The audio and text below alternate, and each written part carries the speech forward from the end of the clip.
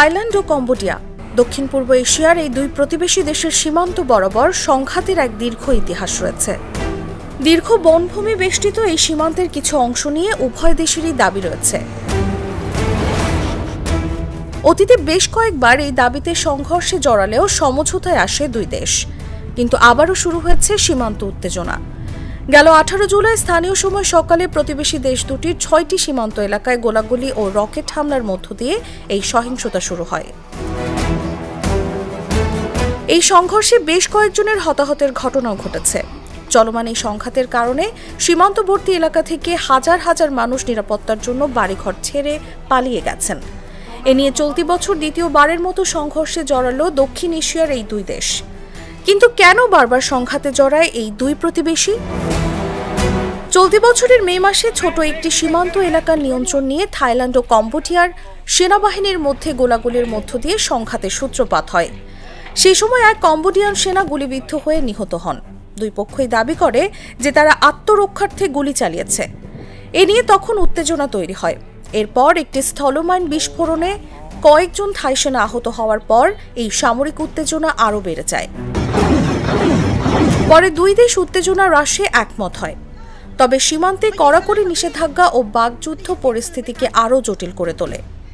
এরপর কম্বোডিয়া সীমান্তে কঠোর নিষেধাজ্ঞা আরোপ করে থাইল্যান্ড। এর ফলে শুধু শিক্ষার্থী, চিকিৎসা প্রার্থী ও জরুরি প্রয়োজন ছাড়া অন্য কোনো মানুষ দেশটিতে যাতায়াত করতে পারছিল না।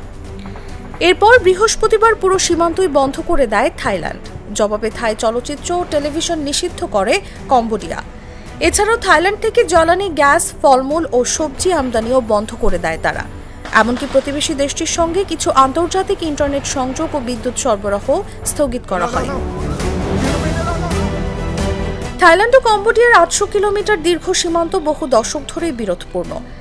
এই বিরোধের মূল উৎস 1907 সালে ফরাসি উপনিবেশিক শাসন আমলে আঁকা একটি মানচিত্র। কম্বোডিয়াকে থাইল্যান্ড থেকে আলাদা করতেই এই মানচিত্র তৈরি করা হয়। এই মানচিত্র ধরে কিছু এলাকা নিজেদের বলে দাবি করে কম্বোডিয়া, তবে মানচিত্রটি প্রত্যাখ্যান করে থাইল্যান্ড। এর মধ্যে সবচেয়ে বেশি বিরোধ রয়েছে প্রায় 1000 বছরের পুরনো প্রেয়া ভিহেয়ার মন্দির নিয়ে। 1962 সালে কম্বোডিয়াকে এই মন্দির এলাকার মালিকানা দেয় আন্তর্জাতিক বিচার আদালত, যার ফলে দেশ দুটির দ্বিপাক্ষিক সম্পর্ক খারাপ হতে শুরু করে। এরপর 2011 সালে নতুন করে সংঘর্ষ বাধে, যেখানে 20 জনের মতো নিহত হন এবং বহু মানুষ বাস্তুচ্যুত হয়। এরপর কম্বোডিয়া আবার বিচার আদালতের দ্বারস্থ হয় এবং 2013 সালে আদালত আবারও তাদের পক্ষে রায় দেয়।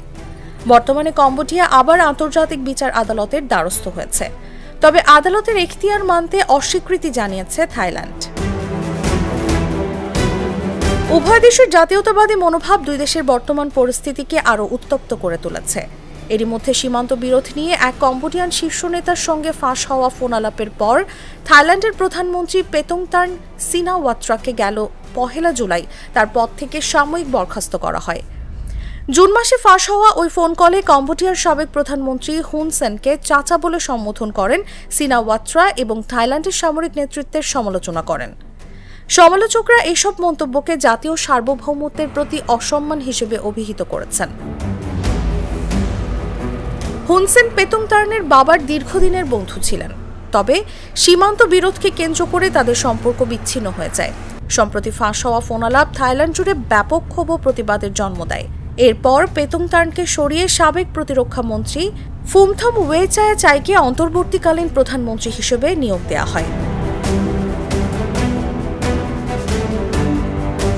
তসলিমা তিথি, জাগো নিউজ।